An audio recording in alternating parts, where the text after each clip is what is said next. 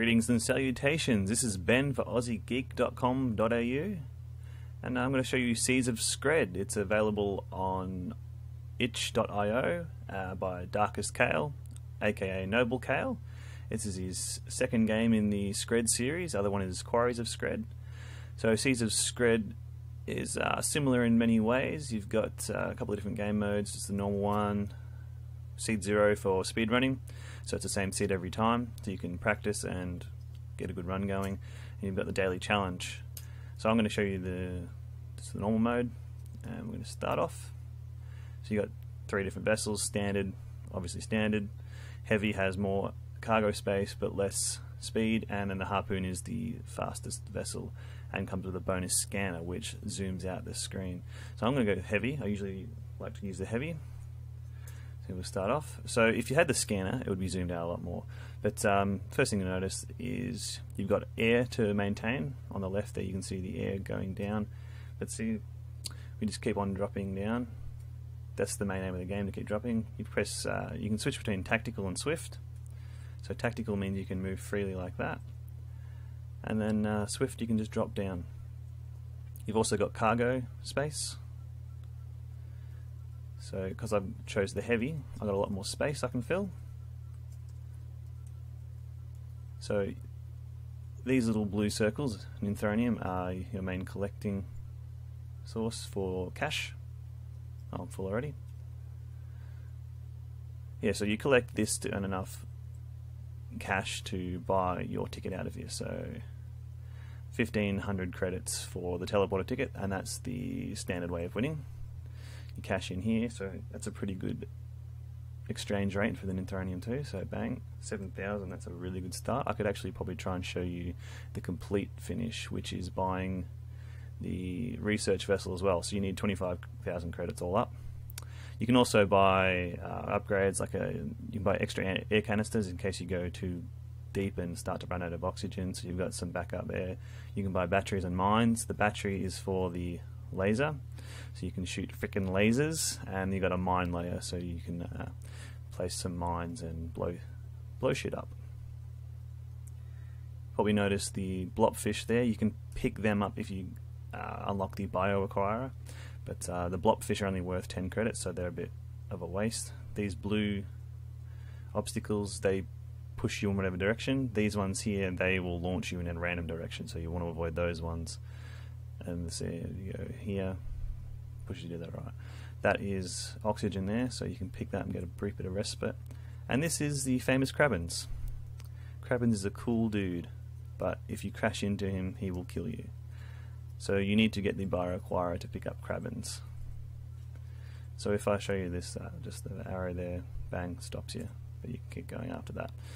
So I've got a good exchange rate for the Ninthronium, like I said, so I'll fill up the cargo.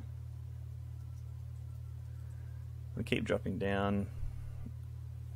There's not a lot of other obstacles until you get a bit lower down, and then there's like these little red bomb things. I guess you'd call them like a sea mine. And then you've got these little spots here which offer more oxygen. So those little bits there will give you a bit more oxygen to keep going. Oh, I'm full again. So head back up already.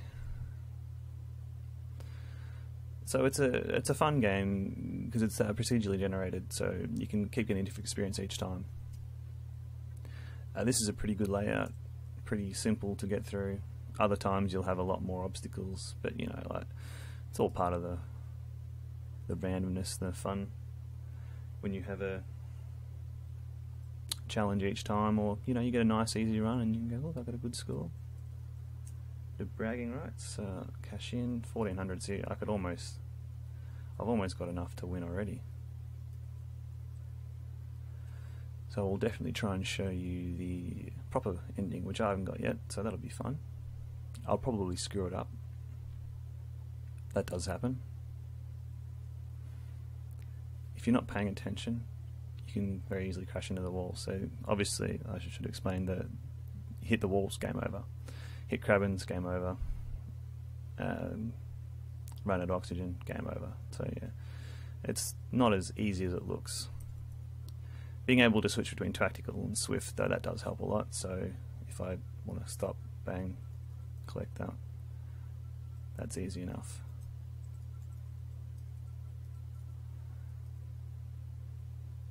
So the crabins are worth 200 credits, so they're worth picking up. But you still want to avoid the blobfish because they are worth 10. You can get a laser and shoot the blobfish. That's satisfying. Alright, so this is what I meant earlier on, where it gets a bit tighter and you've got to switch to tactical to be able to move down a bit better. Alright, I'm going to... Oh, there's quite a lot there. Alright, so this is when you get further down, it changes over. There's a pearl down there, so I'm going to come back down and try and get some pearls and show you that as well. One of the things to be careful of is when you... I'll just get some air. Switch between tactical and swift. It will remember your momentum sometimes, so if you were going down and then suddenly you want to go back up, it'll push you down instead. So in that case, I was going up, I stopped, and then it kept going back up. But if I wanted to go back down, it would drop me up. It would send me up first, and you can crash into walls that way, and that is not fun, obviously. From what I remember, I had a pretty clear run up to the top. With a full cargo, I should have 20,000 or so. So obviously the difference would be if I had the harpoon, I could be doing this a lot quicker, but I would have had to come back a lot more often because of the cargo. So if you're starting out, I'd recommend going with the heavy, have a lot more cargo space, and you go at a slower pace so you can sort of get a feel for the way the game works. I probably didn't need to get that air then. I'm pretty close to the top, so it's a bit of a waste, but doesn't matter. Alright, so I will cash in. 21. Okay, so I can go back down and show you the... Oh, pardon me, the official ending. It's a very good exchange rate. Better than the Aussie dollar. Yeah, so like I was saying before, this is the second game in this Scred series. Quarries of Scred is a lot of fun too. You are in a mine trying to pick up ninthronium, and there's a few other ores you can pick up that are worth a bit more value. And there's a few more obstacles in that one. That did develop over time, so there will probably be more modes coming to Seas of Scred later on. So it's nice when a developer does put the extra effort into a game. So you'll have a base game to start off with, and then a lot more options added in afterwards, a lot more challenge, and then I've got to pay attention here. Yeah, so it's going to be one to keep an eye on. Even if you've bought the game, you still have a bit more coming later on. And then obviously the daily challenge keeps you coming back too.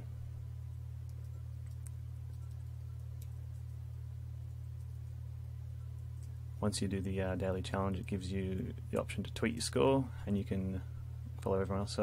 So these are the red land mine things I was talking about before, or sea mines, I should say. And that little green thing there spawns blobfish. So once I come back up, there'll be quite a few blobfish up there too. So there's a few there. The thing I didn't mention earlier is if a crabins is sitting on top of, so that pearl down there, if I went to pick that pearl up, the crabins would drop down on me. So it does have physics in it, so you've got to be mindful of that as well. So I'm just going to be very careful down here. I'm pretty sure I've got more than enough to win now. So that's part of the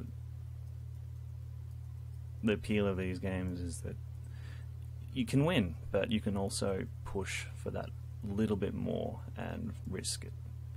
So the risk and reward comes into play.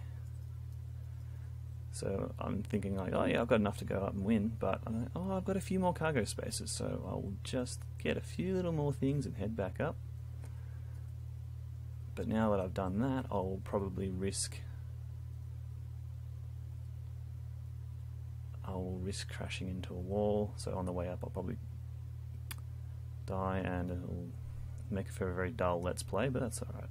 It'll show off the sadistic nature that the game has at its core that you don't really get on the surface of it. Another thing I was going to mention is when you switch between going up and down, it zooms out. So if I stayed in tactical and went back down, I would still only have a little bit on the bottom there I can see. So it would make it hard to go back up. So you've got to switch back into Swift mode and then go in the other direction to get it to change. If you follow what I'm trying to say, I think I've gone about the wrong way of trying to explain that there. I'm trying to pay too much attention to what I'm doing. As you can see back there, there was a few blobfish spawning from the little green muck thing. Not cool, bro. Not cool. Oops.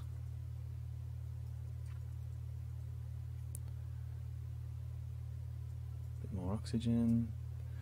I'm actually a bit hesitant about the amount of oxygen I have. Yep, could be in trouble here. That's one thing I didn't count on. Oof. That little bit I grabbed before could come back to haunt me too.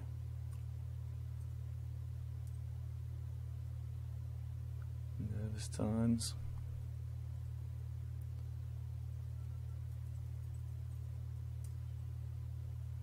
Come on, don't waste this seed. This is nice and easy anyway. Yeah, the exchange rates for the Ninthronium and the pearls are different each time, so you can have a really good exchange rate like I've got at the moment, or you can have a pretty ordinary one. And yeah, it makes it very difficult to try and to finish. So you can call this a hollow victory because I had a really good exchange rate, but I still did it. I still earned this score. So that's 23,000. 33,000, bang. So you'd come along here, buy the research vessel, and it changes to that one. So this has the biorequirer and the science module, and a little bit less cargo space, but you can go, I think it's got a speed of 6. So now I'm going to go buy the ticket, bang, and I win, hooray! And my final score is 119,000, and that's a good score, because I'm a good person. So that's Seeds of Scred, itch.io. I'll try and pronounce that a bit better. itch.io. I'll put the information in the information section of this video. This is my first Let's Play, so I hope you've enjoyed it. I hope you've been able to bear witness to a cool game by a cool person, played by a cool person. Thanks, everyone.